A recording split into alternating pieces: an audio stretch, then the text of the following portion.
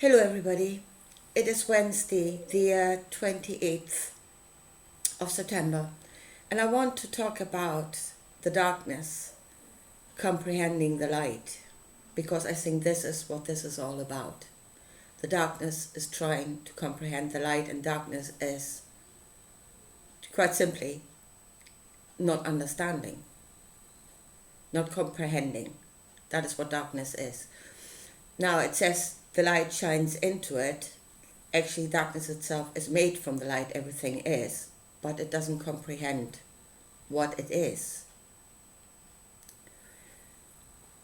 So that is what we're trying to do here. We are trying to understand.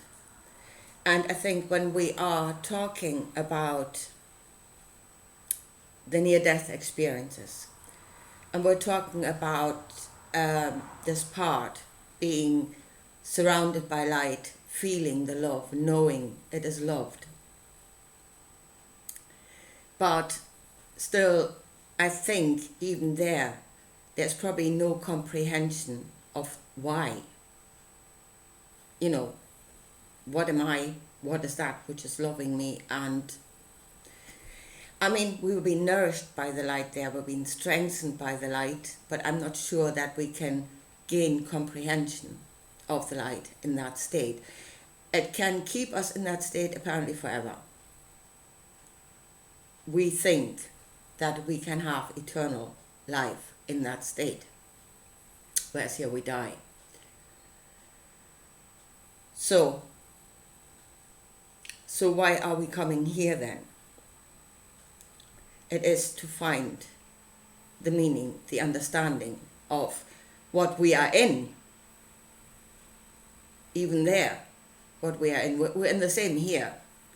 Actually, coming here is a fall. It really is a fall, because whereas there we know the feeling, but we don't have the comprehension. The fall coming here is into further darkness, is that we don't even feel it, and we don't comprehend it. So that is actually a worse state. But it is the comprehension part that we're trying to find here, and I think if we do, we will start to feel it. Because right now we're blocking it, because we're judging it, because we're seeing things and we're not seeing what the meaning of what it is we're seeing, and we're blocking it through our judgment, where we judge it as either bad or good. And sometimes we let the wrong thing in, and we block what we should have actually received out of wrong judgment. I want to tell you something that happened to me since yesterday and this morning. Now, I've got a cat called Stripes. Stripes is not very well at the moment. I'm trying to treat him, giving him wormer. I think he's wormy, and I'm giving him eye drops for conjunctivitis. But still, he's not very well. And, what is Stripes like? Stripes is stubborn as hell.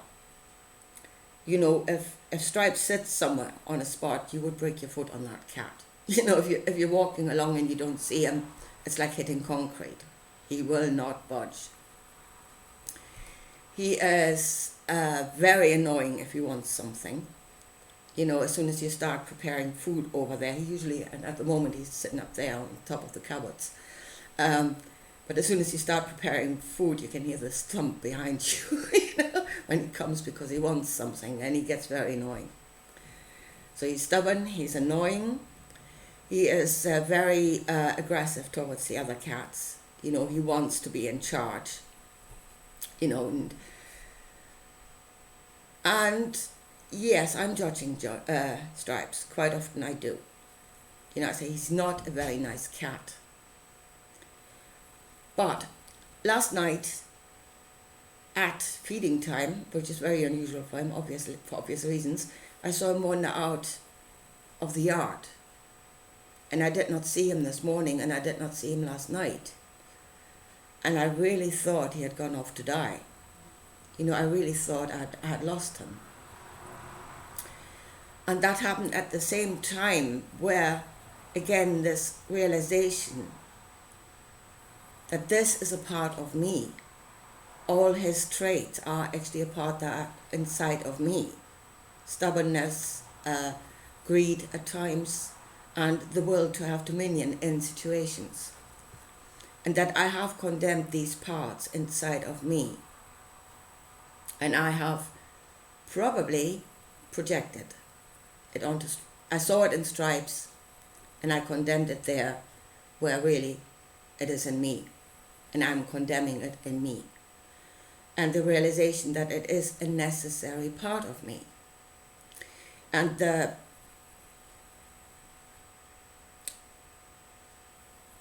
example that came to me was, for instance, if your friend has dislocated his shoulder. That's a very simple example. And compassion wants to heal. Compassion wants to take the pain away. And if you have the knowledge of how to put a shoulder back in, yeah? But at that moment you are aware that you will cause immense pain by doing that. Yeah? So compassion actually would work against that because it doesn't want to cause pain. So you need something else there. You need strength. You need the physical strength to actually do this. You need the strength of character, the acceptance of that you will cause pain, but in the knowledge of your intention that it should lead to healing. So you need the strength and even the ability to cause pain. You need that there to fulfill that task. Compassion standing there on its own, it's probably going to shy away from doing anything. And another example that came to me is obviously the wolf, where we've condemned the wolf as a hunter, as a killer, something that, goes after our stuff. But we have found out that for the greater ecosystem, the wolf actually gives. They found that out in Yellowstone. I think they have reintroduced wolves into parts of Europe, and they found the same thing, that the wolf is actually very beneficial to the whole. And then again, it should show that in us, those aspects can be beneficial and will be necessary at times. So I felt dreadful this morning when I thought that I'd lost Stripes, realizing that he's not a bad cat. He is in nature, we see ourselves and they are parts. Stripes is what it is and he fulfills a function. Most likely, even though I don't quite understand what he's doing out in nature. Most of the time I'm not privy to that. But he fulfills a function and his nature fulfills a function. And the part in myself fulfills a function. So I judged him wrong. I judged myself wrong. So I felt dreadful.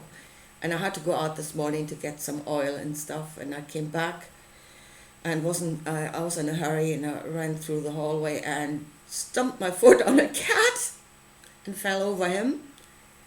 For some reason he was sitting in the hallway. God knows where he was during the night or how he got there. And my first reaction was, bloody hell, Stripes. And then my second reaction was, oh bloody hell, you're still here. Thank God for that. It is in condemning those parts inside of ourselves that we kill ourselves, really. We're causing ourselves pain through wrong judgment. So not accepting that as these parts, like the wolf, are part of the ecosystem, these aspects in us are part of the ecosystem and they need to be there for the whole to function correctly. And we have gone down a path where, as for the example of Jesus, when he became the fullness of compassion and then declaring that to be all, and there again he went the wrong way, condemning other parts. And it is the wrong way. So if you want to do something for Jesus, if he really exists somewhere still, then pray for him that he becomes the fullness of himself again, because that he needs healing. He's done something very wrong to himself, as we are doing very wrong to ourselves. And in that comes a greater understanding of love. Here, love is in nature, love is divided into its parts. And when you see them there, and you see them love in its parts, they're all love, they're all a part of love. And that is only when they function together in the correct way, that is with the intention to give, and with the intention, to sustain. And if we work that correctly, I think our lifespan, for instance, would increase. Even here, we're working with the light instead of judging it in different parts and beating it down inside of ourselves and causing ourselves pain. And I think that is why we're here, to gain the comprehension of what it is we're in, there and here. We are in it, either place. And why do we need to comprehend what we are in? Because only if we comprehend it can we become an integrated part of it. Before that, we are in it because we are a part of it, and we're being nourished by it. But we are not knowing that we are integrated. And that is what we need to know. And that is, I think, what we're coming here to find. An understanding of love. And when we understand it, hopefully we can feel it and we can give it correctly. Anyway, I think I'll leave it at that.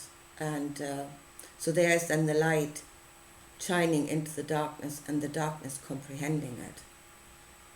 And that is the place that we must get to. Anyway, I leave it at that, and I'll talk to you again soon. Bye.